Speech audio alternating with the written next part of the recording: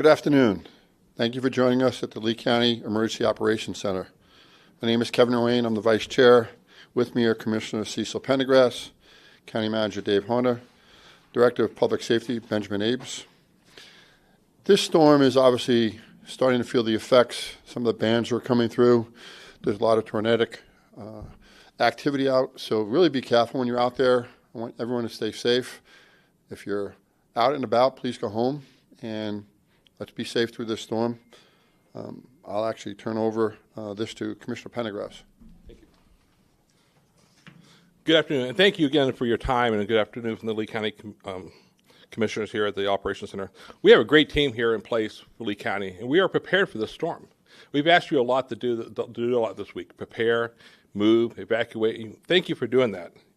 Now we're asking for your help on something else: being patient. Tonight, as the storm comes ashore, we're going to have a lot of power outages and damage. We ask you to stay in place once the storm hits.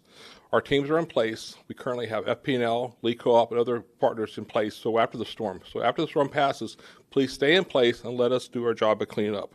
Again, thank you again. We'll turn it over now to Benjamin Abes of the Department of Emergency Operations. Thank you, Commissioner, and good afternoon, everyone.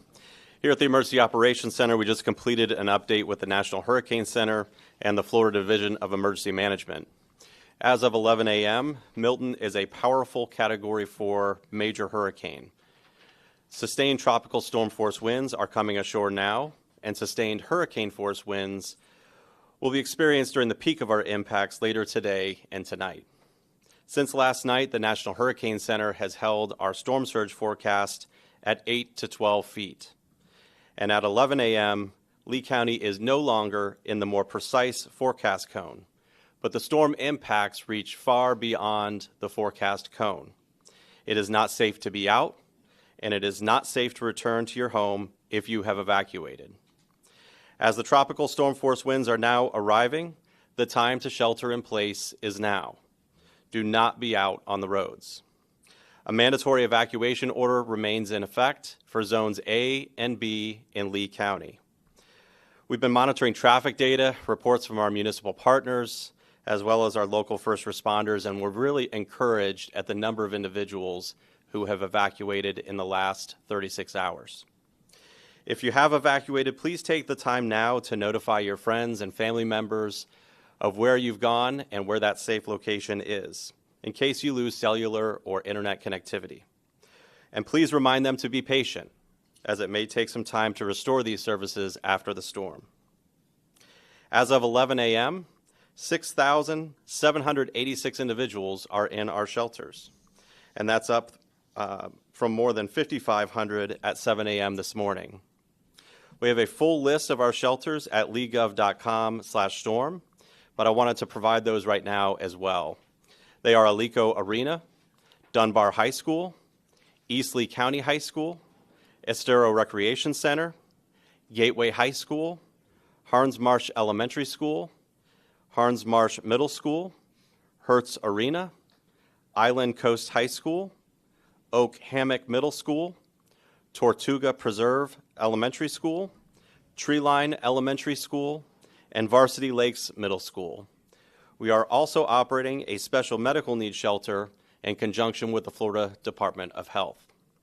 One important note regarding our shelters: the Estero Recreation Center, which was one of the first shelters that we opened, is approaching capacity. And so we ask that you please use another shelter, possibly Hertz Arena, located nearby off Ben Hill Griffin Parkway. As a reminder, shelters offer only basic life-sustaining necessities, such as protection from the weather, water and basic food, and sanitary services. All of our shelters are pet-friendly.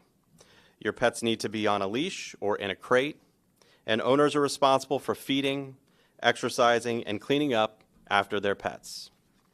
Here in the EOC, we've begun the process of preparing for damage assessment and immediate recovery actions with our teams and stakeholders. We've received 1,285 calls on the United Way Emergency Information Hotline, and we continue to accept questions from the community. Please call 211 or 239-433-3900. Again, you can reach the Emergency Information Hotline by dialing 211 or 239-433-3900. All county drawbridges were locked down at 8 a.m. this morning, and Lee-Tran operations have been suspended. The closure of county offices has been extended through Friday.